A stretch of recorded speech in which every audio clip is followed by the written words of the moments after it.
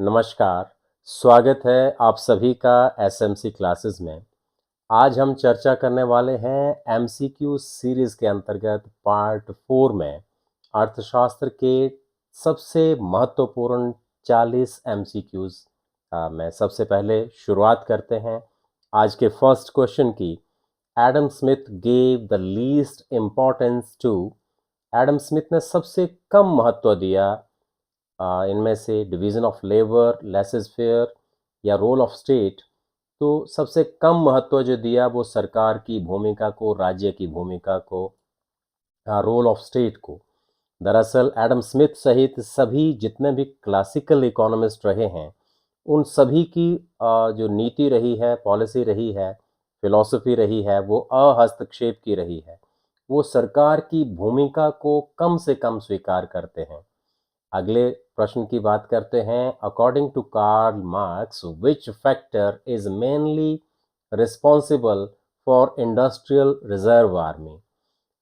Karl Marx का ये मानना है कि जैसे जैसे जो पूंजीपति हैं वो कैपिटल इंटेंसिव टेक्निक्स को अपनाते जाएंगे और मशीनों को अपनाते जाएंगे और मशीनों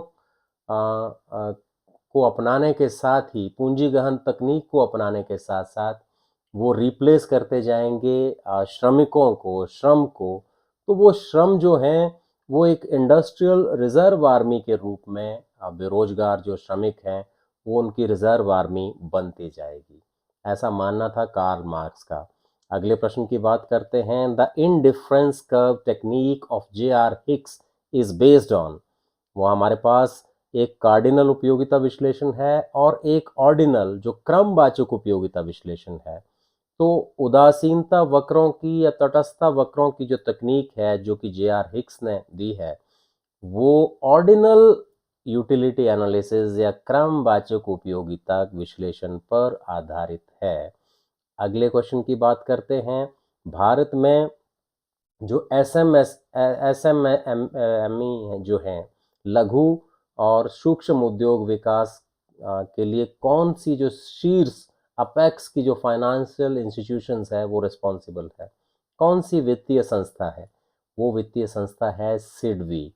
सिडबी दरअसल जो small industries development bank of India है, जिसकी स्थापना 2 अप्रैल 1990 में हुई, 1990 में हुई, और जिसका जो हेडक्वार्टर है वो है लखनऊ में। वो स्मॉल स्केल और इवन जो माइक्रो लेवल के जो इंडस्ट्रीज़ हैं उसकी डेवलपमेंट के लिए रिस्पॉन्सिबल हैं, उसके विकास के लिए रिस्पॉन्सिबल हैं। अगले प्रश्न की बात करते हैं। विच of the following is not a near money asset. इनमें से कौन सा जो निकट मुद्रा नहीं है वो है कॉइन। कॉइन दरअसल मुद्रा का रूप है। सिक्के जो हैं, सिक्के और नोट जो हैं वो मुद्रा का रूप है, और किसी गैर नकद संपत्ति को आसानी से अगर उसको परिवर्तित किया जाता है तो उसको दरअसल हम निकट मुद्रा कहते हैं, नियर मनी कहते हैं। तो bonds, time deposit, bill of exchange, ये सभी नियर मनी के एग्जाम्पल्स हैं, जबकि कॉइन जो है वो मनी का एग्जाम्पल है। नेक्स्ट क्वेश्चन की बात करते हैं। विच of the following is not an objective of physical policy. Physical policy का इनमें से राजकोषीय नीति का ऑब्जेक्टिव, उद्देश्य कौन सा नहीं है? वो है fixing SLR, statutory liquidity ratio, या वैधानिक तरलता अनुपात को फिक्स करना, which is a important tool और कंपोनेंट ऑफ मॉनेटरी पॉलिसी, जो कि मौद्रिक नीति का एक उपकरण है। इसलिए ये फिजिकल पॉलिसी के या राजकोषीय नीति के उद्देश्यों में नहीं आता है। अगले प्रश्न की हम बात करते हैं। The act of simultaneously buying a currency in one market and selling in another market is calling. उसको एक बाजार से मुद्रा खरीदना और दूसरे बाजार में बेचना, इसको आर्बिट्रेज कहते हैं। दरअसल मुद्रा की करेंसी में करेंसी के जो मूल्य में एक तरह से का जो डिफरेंस जो पाया जाता है, उससे उससे लाभ कमाने के उद्देश्य से क्या किया जाता है, जहां मूल्य कम हो मुद्रा का वहां से उसको खरीदा जाता है, और जहां मूल्य अधिक हो वहां उसको बेचा जाता है, और इस प्रक्रिया को आर्बिट्रेज कहा जाता है। नेक्स्ट क्वेश्चन की बात करते हैं, who propounded the concept of zero based budgeting? शून्य आधारित जो बजट है उसकी अवधारणा किसने दी है? पीटर ए पायर ने, जो कि एक अमेरिकन अर्थशास्त्री रहे हैं, और इन्होंने 1970 के दशक में इस कंसेप्ट को डेवलप किया। और यूएसए, अमेरिका, एक मतलब पहला देश है जहां पर इस टेक्निक को, बजटिंग टेक्निक को, जीरो बेस्ड बजटिंग को अपनाया गया। और इस बजट में क्या किया जाता है कि पुरानी जितने भी जो आइटम्स होती हैं उनके जो बजट है उसको शून्य मान करके नए सिरे से उनको इवेल्युएट करके क्या किया जाता है, उनका बजट निर्धारित किया जाता है। दरअसल ये कॉस्ट को रिड्यूस करने के लिए और जो फिजिकल रिस्पॉन्सिबिलिटी है उसको प्रमोट करने के उद्देश्य से ये काम किया जाता है। जहाँ तक भारत का संबंध है, 1986 में, 1986 में जीरो बेस्ड बजटिंग को भारत में पार्शियली इंट्रोड्यूस किया गया। अगले प्रश्न की हम बात करते हैं, in which year railway budget was separated from the general budget in India? Bharat में रेल बजट को, जो रेल बजट है वो सेपरेट किया गया। पहले एक साथ पारित किए जाते थे जनरल बजट के साथ, लेकिन सेपरेट किया गया ब्रिटिश रूल में ही 1924 में। और 1924 में ये अलग किया गया, जबकि फिर से दोबारा से अभी अगर हम देखें तो वर्ष 2017 में फिर से इसको जनरल बजट के साथ ही मर्ज कर दिया गया है, एक साथ ही इनको पेश किया जाता है। तो लगभग बीच में 1924 से लेकर के 2017 तक इसको क्या किया गया, अलग से पेश किया गया। अगले क्वेश्चन की हम बात करते हैं, विच of the following budget form is useful in inflation? मुद्रास्फीति में कौन सा बजट का कौन सा रूप जो है वो ज़्यादा उपयोगी माना जाता है? वो माना जाता है सरप्लस बजट, अधिशेष बजट। दरअसल महंगाई को रोकने वाला इसको बजट कहा जाता है, जिसमें जो किसी भी अर्थव्यवस्था का, इकोनॉमी का, सरकार का जो रेवेन्यू है, इनकम जो है, वो उसके एक्सपेंडिचर से ज़्यादा होता है। एक्सपेंडिचर कम होता है और रेवेन्यू ज़्यादा होता है। और इसके अपोजिट अगर हम जो घाटे का बजट होता है वो इन्फ्लेशन को बढ़ाने वाला होता है। तो इन्फ्लेशन को रोकने के लिए, इन्फ्लेशन के केस में सरप्लस बजट जो है वो ज़्यादा इम्पॉर्टेंट माना जाता है। Next question, which payment must be subtracted to calculate the net national income at factor cost? साधन लागत पर शुद्ध राष्ट्रीय आय की गणना करने के लिए किस भुगतान को घटाया जाना चाहिए? वो है आपका ट्रांसफर पेमेंट, हस्तांतरण भुगतान। दरअसल मजदूरी, ब्याज और शुद्ध लाभ, ये तमाम साधनों की कीमतें हैं। मजदूरी जो है वो श्रम की कीमत है, ब्याज जो है वो पूंजी की कीमत है, और लाभ जो है वो उद्यम की कीमत है। और हस्तांतरण एक तरफा भुगतान होता है, जिसके बदले में किसी भी प्रकार की वस्तु या सेवा को एक्सचेंज नहीं किया जाता है, इसलिए इसे हम राष्ट्रीय आय में शामिल नहीं करते हैं। नेक्स्ट क्वेश्चन की हम बात करते हैं, who tested the Wagner's hypothesis of increasing state activities and public expenditure? ये टेस्ट की है पीकॉक वाइजमैन ने। पीकॉक वाइजमैन ने वैगनार की परिकल्पना जो क्या बताती है कि जैसे जैसे स्टेट की जो एक्टिविटीज़ हैं, इसकी राज्य की जो गतिविधियां हैं वो बढ़ती हैं, वैसे वैसे पब्लिक एक्सपेंडिचर भी बढ़ता है, सार्वजनिक व्यय भी बढ़ता है। मतलब इन दोनों में डायरेक्ट रिलेशनशिप पाया जाता है। जैसे जैसे किसी राज्य की एक्टिविटीज़ बढ़ती हैं वैसे वैसे उसका एक्सपेंडिचर भी बढ़ता जाता है। और वैगनार ने 1883 में अपनी ये परिकल्पना विकसित की थी, जबकि पीकॉक और वाइजमैन जो कि इन्होंने 1961 में इस परिकल्पना को रीटेस्ट किया एक तरह से, और अपने इसमें रिजल्ट ये पाया कि ये परिकल्पना बिल्कुल सत्य है, बिल्कुल सही है। 1961 में दोनों ही जो ब्रिटिश इकोनॉमिस्ट हैं, एलन टी पीकॉक और जैक वाइजमैन, इन्होंने 1800 हम कह सकते हैं 1891 से लेकर के 1891 से लेकर के 1955 के बीच का जो डाटा है उसके आधार पर वैगनार की परिकल्पना का क्या किया, पुनः परीक्षण किया और ये सही पाया कि जैसे जैसे स्टेट की एक्टिविटीज़ बढ़ती हैं वैसे वैसे उसकी जो पब्लिक एक्सपेंडिचर है, सार्वजनिक व्यय है, उसमें भी वृद्धि देखने को मिलती है। नेक्स्ट क्वेश्चन हम की बात करते हैं, निम्नलिखित में से कौन सा आर्थिक विकास के लिए एक बाधा के रूप में गैर आर्थिक कारक नहीं है? गैर आर्थिक कारक नहीं है। बाकी सारे गैर आर्थिक कारक हैं, चाहे राजनीतिक अस्थिरता की बात करें, भ्रष्ट प्रशासन की बात करें, धार्मिक विश्वास की बात करें, लेकिन मार्केट इम्परफेक्शन जो है, बाजार अपूर्णता जो है, वो एक आर्थिक कारक है, गैर आर्थिक नहीं है। नेक्स्ट क्वेश्चन, भावी पीढ़ी की आवश्यकताओं से समझौता किए बिना वर्तमान पीढ़ी की आवश्यकताओं को पूरा करना क्या कहलाता है?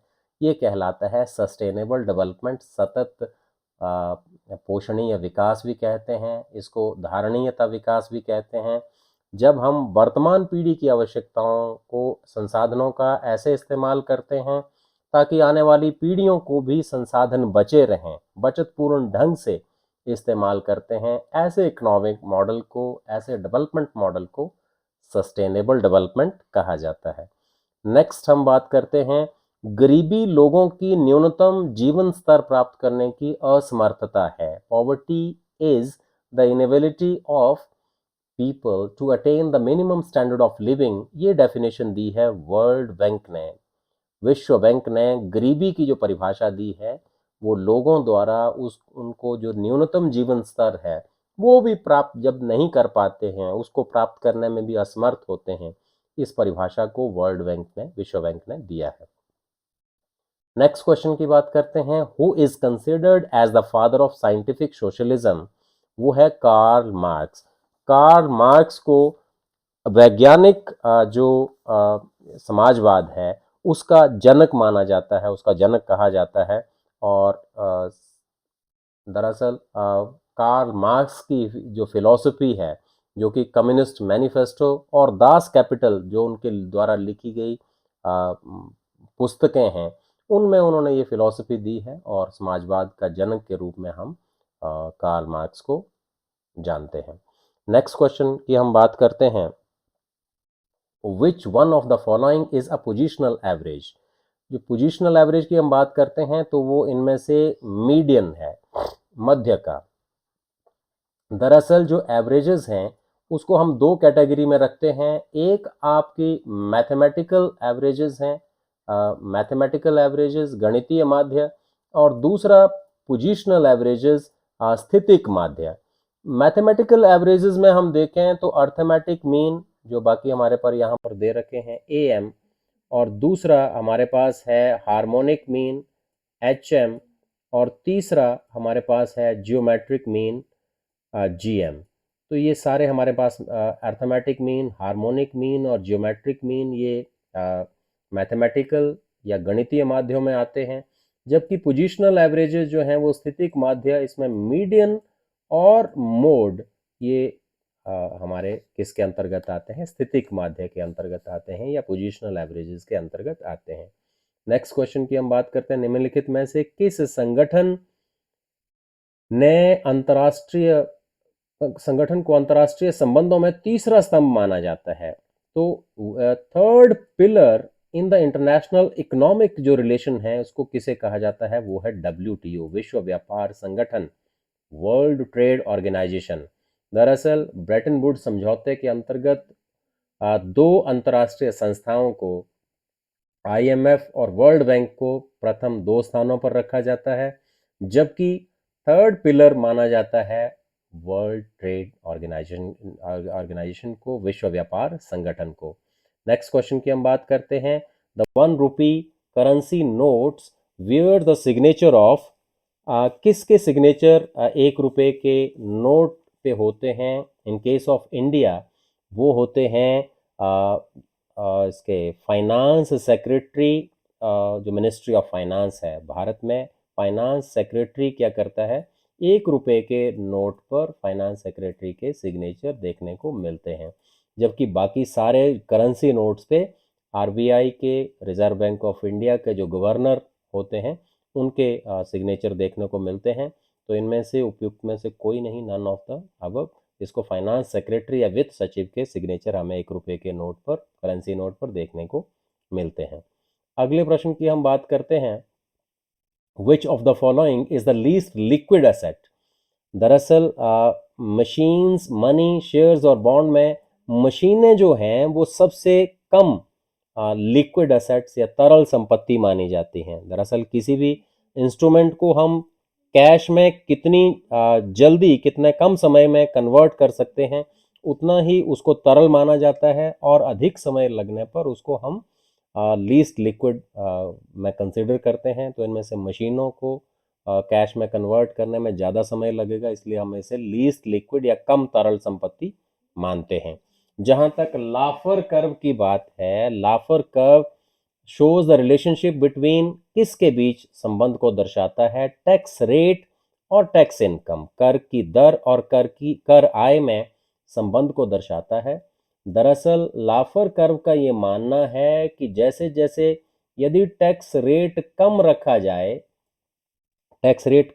जाए तो भी जो टैक्स इनकम है वो कम होता है, और बहुत ज़्यादा टैक्स अगर रेट रखा जाए तो भी जो टैक्स इन रेवेन्यू है वो कम होता है। इसके साथ साथ उनका ये सुझाव था कि मध्यम स्तर का, मीडियम लेवल का टैक्स रेट रख करके टैक्स रेवेन्यू को या टैक्स इनकम को बढ़ाया जा सकता है, अधिक किया जा सकता है। तो उन्होंने मध्यम स्तर का टैक्स रेट का सुझाव प्रस्तुत किया है।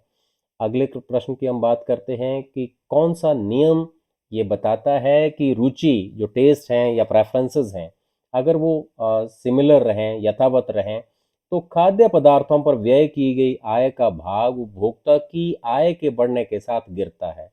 मतलब जैसे जैसे उपभोक्ता की आय बढ़ती जाती है, खाद्य प्राप्त पदार्थों पर जो कंजम्पशन होता है, उसका जो प्रोपोर्शन है, उसका जो अनुपात है वो गिरता जाता है। ऐसा नियम कहता है एंजल्स लॉ। एंजल के नियम के अनुसार ऐसा होता है। नेक्स्ट क्वेश्चन की हम बात करते हैं, हेडक्वार्टर ऑफ आईएमएफ। आईएमएफ का जो मुख्यालय है वो वॉशिंगटन डीसी अमेरिका में है, जबकि डब्ल्यूटीओ का जो मुख्यालय है वो जिनेवा में है।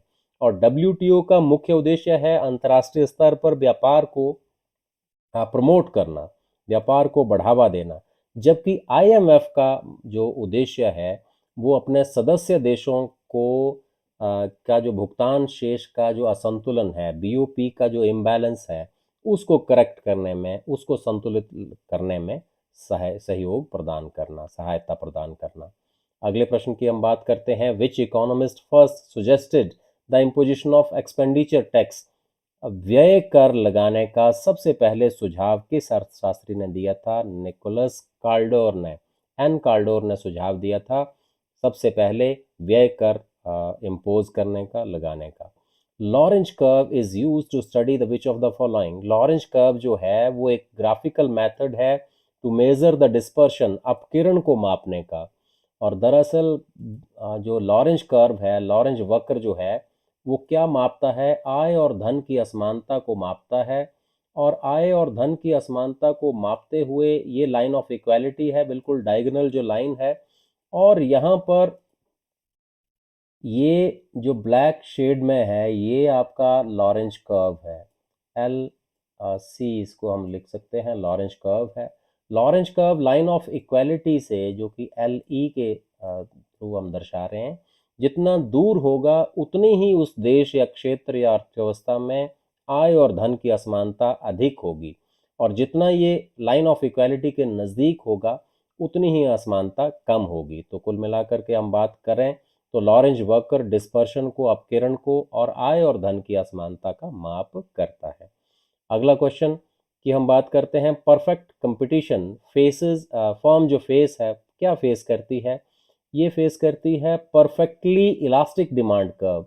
दरअसल पूर्ण प्रतियोगिता में फर्म जो है वो इस तरह से पूर्णतः, जिसको ए आर और एम आर कर्व भी हम कहते हैं, ये दोनों बराबर होते हैं। इसमें AR is equal to MR।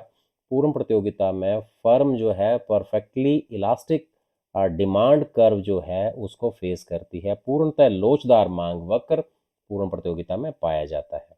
Next question की हम बात करते हैं। In case of perfect competition क्या पाया जाता है इनमें से प्राइस और MR एक दूसरे के बराबर होते हैं। दरअसल ये वक्र जो है ये AR भी है, PR भी है, ये P भी है, कीमत भी इसी को हम कहेंगे, और ये किसके बराबर होगा? MR के बराबर होगा। तो पूर्ण प्रतियोगिता में जो आपका प्राइस है, कीमत है, वो किसके बराबर होगी? मार्जिनल रेवेन्यू के बराबर होगी, सीमांत आय के बराबर होगी।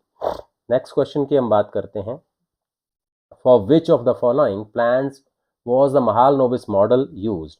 महालनोबिस मॉडल जो है वो भारत में जो पंचवर्षीय योजनाएं थी, द्वितीय पंचवर्षीय योजना में सेकेंड 5 ईयर प्लान में उपयोग इसका किया गया था।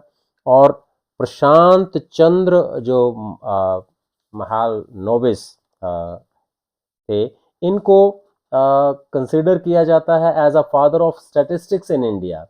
प्रशांत चंद्र जो महालनोबिस थे। और भारत में जो द्वितीय पंचवर्षीय योजना की अवधि रही है वो 1956 से लेकर के 1961 तक रही थी। और द्वितीय पंचवर्षीय योजना का या महालनोबिस मॉडल का जो प्राथमिकता इसमें हम देखें, प्रायोरिटी देखें, तो उद्योगों के विकास को लेकर के रही है। इन्वेस्टमेंट गुड्स के लिए सेकेंड 5 ईयर प्लान जो है वो फेमस रहा है।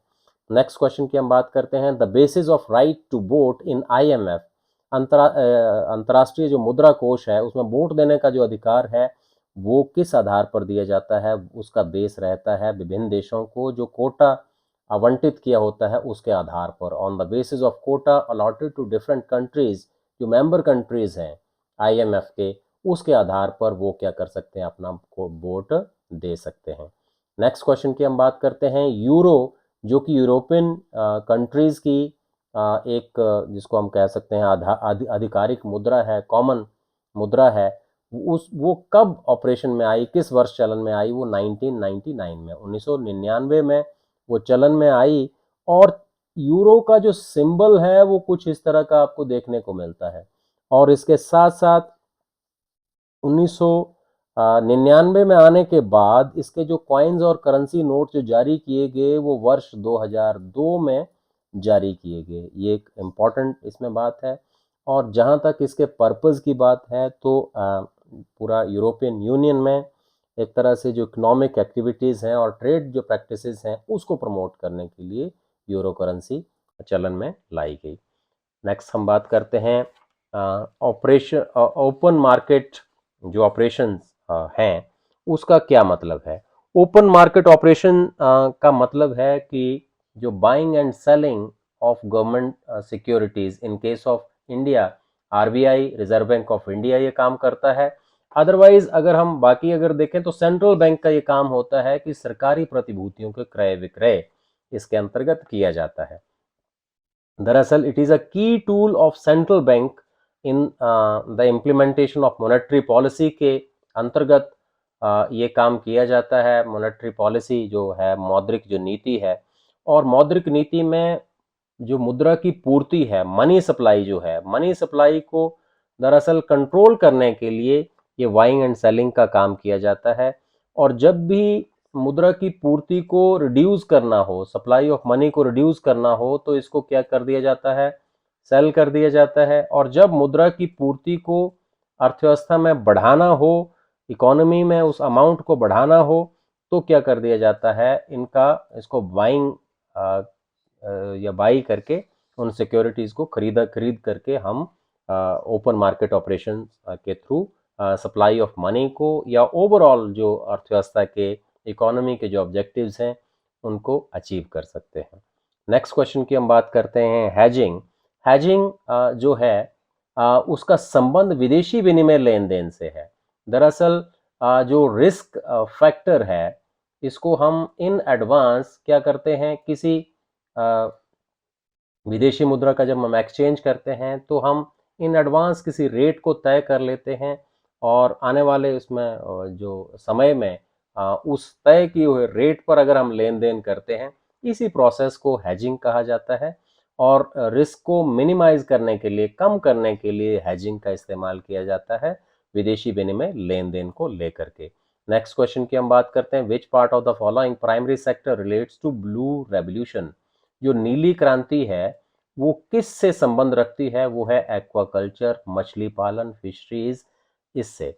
नेक्स्ट क्वेश्चन की हम बात करते हैं, सॉफ्ट करेंसी, नरम मुद्रा किसे कहा जाता है। ऐसी मुद्रा जिसकी सप्लाईज क्या होती है, greater than it's demand international market में, जिसकी पूर्ति ज़्यादा होती है और उसकी मांग कम होती है, जिसकी सप्लाई उसकी मांग से ज़्यादा होती है, मतलब सप्लाई ज़्यादा और मांग कम अंतर्राष्ट्रीय बाजार में, ऐसी करेंसी को हम कहते हैं सॉफ्ट करेंसी या फिर नरम मुद्रा। नेक्स्ट क्वेश्चन की बात करते हैं, Narasimha committee is related to. Narasimha committee ने सुझाव दिए थे बैंकिंग सेक्टर को लेकर के, बैंकिंग क्षेत्र को लेकर के। अगले क्वेश्चन की बात करते हैं, zero based budgeting lays emphasis on. किस पर जीरो बेस्ड बजटिंग जो है, शून्य आधारित बजट है, वो ज़्यादा ध्यान देता है। ये व्यय के इतिहास से अलग हटकर बजट बनाना, मतलब पहले किसी आइटम के लिए कितना बजट अलॉट हुआ है, उस हिस्ट्री को इग्नोर करते हुए नए सिरे से इवेल्युएट करके, नए सिरे से मूल्यांकन करके जब हम किसी आइटम का बजट तय करते हैं, उसी को, पुराने को जीरो मान करके, उसी को ही जीरो बेस्ड बजटिंग कहा जाता है। By whom is the Nobel prize in economic sciences awarded. ये अवार्ड किया जाता है स्वीडिश अकेडमी के द्वारा, नोबेल अर्थशास्त्र में नोबेल पुरस्कार। और आपकी जानकारी के लिए बता दें कि वर्ष 1969 में, 1969 में अर्थशास्त्र के क्षेत्र में नोबेल पुरस्कार की क्या की गई, शुरुआत की गई। इससे पहले बाकी के 5 जो क्षेत्र हैं उनमें 1900 में घोषणा की गई और 1901 से नोबेल पुरस्कारों की शुरुआत हुई थी, जबकि इकोनॉमिक साइंसेज में 1969 में इसकी शुरुआत हुई थी।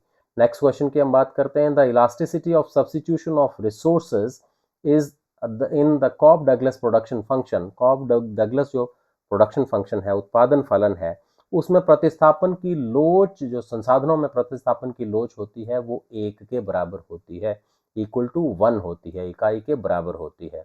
लास्ट क्वेश्चन की हम बात करते हैं, who among the following has not estimated the poverty in India.